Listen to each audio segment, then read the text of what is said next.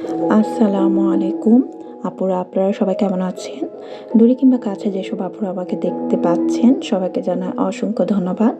তো আমি আজকে হাজির হলাম আপনাদের সামনে প্রতিদিনের রান্নাবান্না নিয়ে। তো এখানে আমি গরুর মাংস নিয়ে নিয়েছি। তো গরুর মাংসটাকে ভালো করে ধুয়ে এখানে আমি 3 চামচ টক দই দিয়ে নিয়েছি। তো এখানে আমি আদা বাটা, রসুন বাটা এবং জিরা বাটা দিয়েছি। আর আমি এখানে মরিচের গুঁড়ো দিয়ে নিলাম এবং কিছু ধনিয়ার গুঁড়ো দিয়ে নিলাম। সব কিছু এগুলো আমি 1 চামচ করে দিয়ে নিয়েছি। তো একে একে এখানে কিছুটা টমেটো কেচাপ দিয়ে নিলাম। তো পরিমাণ মতো লবণ দিয়ে নিলাম। তো আসলে আজকে আমি প্যাকেটের মশলা দিয়ে করছি। তো এখানে আমি প্যাকেটের মশলা সবটুকু দিয়ে নিলাম। তো এটাকে ভালো করে এখন মশলাগুলোকে দিয়ে নিয়েছি। এখন ভালো করে এটাকে হাত দিয়ে ম্যারিনেট করে নেব। তো আসলে মশলাগুলোকে ভালো করে হাত দিয়ে একটু মাখিয়ে নিচ্ছি। তো মাখিয়ে আমি কিছুক্ষণ রেখে দেব। তারপরে অন্যান্য প্রসেসিংগুলো করব। ভালোভাবে আমি এটাকে হাত দিয়ে মাখিয়ে নিচ্ছি। তো ভালোভাবে আসলে মশলাটা যাতে ভালো করে এটার ভিতরে আর কি ভালো করে মেখে যায়। তো এখানে আমি একটা কড়াই নিয়ে নিয়েছি। তো আমি এখানে পরিমাণ মতো তেল দিয়েছি। তো আমার কাছে মনে হচ্ছিলো তেলটা একটু কম হয়েছে, যেহেতু আমি আর তেল দিব না, এটার মধ্যেই করব মাংসটা। তো এই জন্য আমি তেলটা সেভাবেই দিয়ে নিলাম। তো এখানে আমি পেঁয়াজ দিয়ে নিলাম। তো পেঁয়াজ কুচিটাকে আমি ভালো করে নেড়ে চেড়ে এটাকে বেরেস্তা করে নেব। আর যেহেতু মাছের পেঁয়াজ তেমন একটা লাল না করলেও চলে। আর মাংসর পেঁয়াজটাকে আমি একটু ভালো করে বেরেস্তা করে নিই। তো এটাকে লাল হওয়া পর্যন্ত একটু ভেজে নিচ্ছি। আসলে দেখা যায় দৈনন্দিন কাজকর্মের পর্বগুলো একবার। তো আজকে আমি প্রথমে চেয়েছিলাম যে কুকারে রান্না করবো, ইলেকট্রিক কুকারে। তো সেটা নিয়েও আসছিলাম। তো দেখলাম কিছুটা গ্যাস আছে, আর যেহেতু এখন তো ভাবলাম যে গ্যাসের চুলায় রান্না করি। আর কুকারের মধ্যে আমার আসলে মাংসটা আসবে না, মাংস সহ পোলাওটা আসবে না এই করাতে। তো এই জন্যই আর কি, এটা যা ভাবা তাই করা আর কি। তো এই জন্যই আমি এটার মধ্যে কাজটা শুরু করলাম। তো এই তো আমার পেঁয়াজটাও, আপনাদের সাথে কথা বলতে বলতে আমার পেঁয়াজটা বেরেস্তা হয়ে গেল। তো আমি এখানে তেমন একটা মশলা ব্যবহার করিনি। এখানে শুধু কয়েকটা লং এবং কয়েকটা গোলমরিচ দিয়েছি। আর যেহেতু আমি ওখানে সব মশলা দিয়ে নিয়েছি। তো পেঁয়াজটা ভাজা ভাজা হয়ে গেলে আমি এটাতে যে মাংসটা আমি ম্যারিনেট করে রেখেছিলাম, তো সেটাকে দিয়ে দেব। তো এখানে ভালো করে পেঁয়াজটাকে ভালো করে বেরেস্তা করে নিলাম। তো আসলে দেখা যায় বিরিয়ানি আইটেম, মাংস আইটেমগুলোতে একটু পেঁয়াজ বেশি লাগে। তো এখানে আমি 1-1.5 কাপ অনুযায়ী, 2 কাপ অনুযায়ী আর কি আপনি পেঁয়াজ নিতে পারেন, বা 1 কাপ পেঁয়াজ নিলেও হবে। আসলে ডিপেন্ড করে আর কি, যে যেমন খায়। তো এখানে আমি দিয়ে নিলাম। তো মাংসটাকে আমি আগে ভাগে যেটা ম্যারিনেট করে রেখেছিলাম, তো মশলা দিয়ে, তো সেটাকে দিয়ে দিলাম। তো এটাকে ভালো করে নেড়ে চেড়ে, আসলে দেখবেন আপনি মাংসটাকে ভালো করে একটু নেড়ে চেড়ে মশলার সাথে মিশিয়ে দিচ্ছি। আর মাংস থেকে কিন্তু এক ধরনের পানি ওঠে। তো এটা আসলে আলাদা কোনো মাংস দেওয়ার, তো আমি আজকে কোরবানি মাংস দিয়েই বিরিয়ানিটা রান্না করতেছি।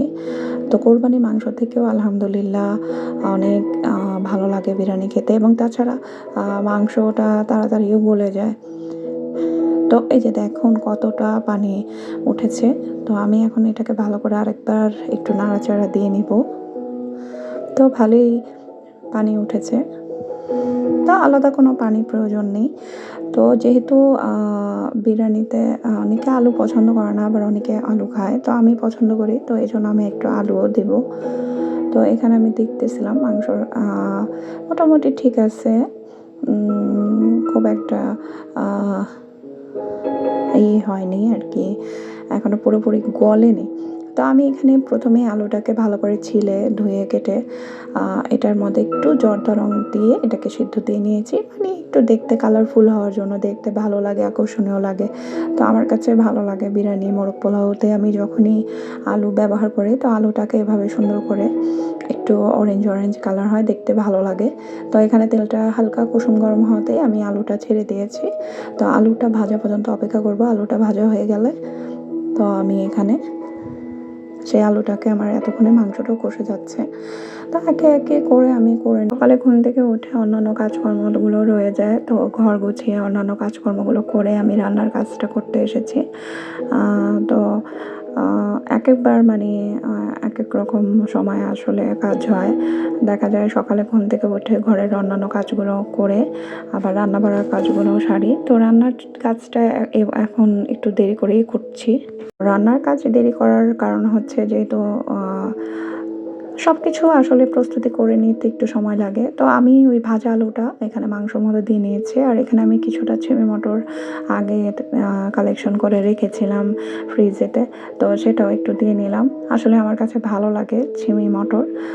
দেখা যায় বিরিয়ানি, সাদা পোলাও এগুলোতে আমার কাছে ছিমি মটর ভালো লাগে। সবসময় অবশ্য দেওয়া সম্ভব না, যখন সিজনাল থাকে কিছুটা উঠিয়ে রাখি, সংরক্ষণ করে রাখি, তখন আর কি দিতে পারি। তো এগুলো ফ্রিজে ফ্রোজেন করে রাখলে অনেক দিন সংরক্ষণ করা যায়, এই আর কি। তো আমি এখন আবার আমার কড়াইটাকে পরিবর্তন করলাম, যেহেতু আমার চাল দিতে হবে। তো এখানে আমি আগেই 2 কাপ পানি দিয়ে নিয়েছিলাম। তো এখন আমার চাল আন্দাজ আমি পানি দিব 8, যেহেতু এখানে 1 কেজি চাল আর 1 কেজি 300 গ্রাম গরুর মাংস। তো আমি এখানে 1 কেজি পরিমাণ চাল দিব, তো এখানে আমি মেপে 8 কাপ পানি দিব। 4 পট যদি চাল দেন তো 4 পটে 8 পট পানি দিতে হয়, মানে 1 কাপ 1 পটে ডবল করে। তো এখানে আমি এলাচি, দারচিনি এবং কিছু কাঁচামরিচ দিয়ে নিলাম। এখন ভালো করে নেড়ে চেড়ে নেব। তো আমি পরিমাণ মতো লবণটা আগে ভাগে দিয়ে নিয়েছি। তো এটাই। তো এখন এটা ভালো করে বলক আসা পর্যন্ত অপেক্ষা করব। পানিটা টেনে আসবে, তখন আমি এটাকে নেড়ে চেড়ে ভালো মতো এটাকে আর কি, চালটাকে আমি ধুয়ে কিছুক্ষণ আগেই ভিজিয়ে রেখেছি, কারণ আমার এটাতে নাড়তে চাড়তে সুবিধা হবে, ওটা খুবই ছোট হয়ে যায়। তো আমার এটা আসলে 2 কেজির একটা হাঁড়ি, আমার এটা নিলে আর কি একটু সুবিধা হয়, এটার জন্যই আমার এটা নেওয়া, একটু নাড়াচাড়া দিতে সুবিধা হয়। আর আমার আসলে বড় ফ্রাই প্যানগুলো নেই।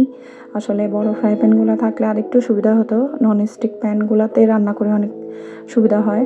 তো আমার যতটুকু আছে মানে আমি সেটা দিয়েই রান্না করার চেষ্টা করতেছি। আর যেটা আমার আছে ইলেকট্রিক, সেটাও মদেও হয়তো আমার মনে হয় না সেটা ভালো করে হবে। এই জন্য আমার আসলে এটাই ব্যবহার করা। তো এটাকে ভালো করে চাল মানে পানিটা টেনে এসে চালটা তখন একেবারে সুন্দর মতো দেখা যাবে।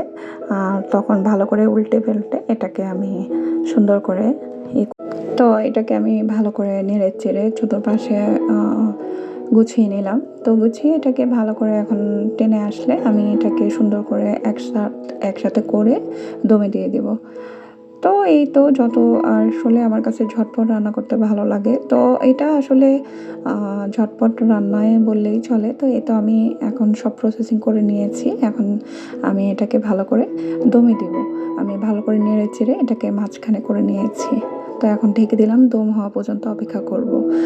তো আপুরা আসলে খুব সহজে যেভাবে রান্না করা যায়, তো আমি সেই চেষ্টাটাই করি।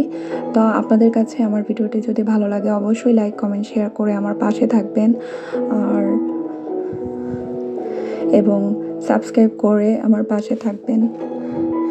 তো এই তো তৈরি হয়ে গেল আমার মজাদার ঝটপট বিরিয়ানি। এটা হচ্ছে কোরবানির মাংস দিয়ে তৈরি করলাম। তো আলুটা আসলে দেখতে সুন্দর হয়েছে, যেহেতু তাড়াহুড়া ছিল, তারপরেও চেষ্টা করেছি। তো এই তো হয়ে গেল। সবাই ভালো থাকবেন। আল্লাহ হাফিজ আপুরা।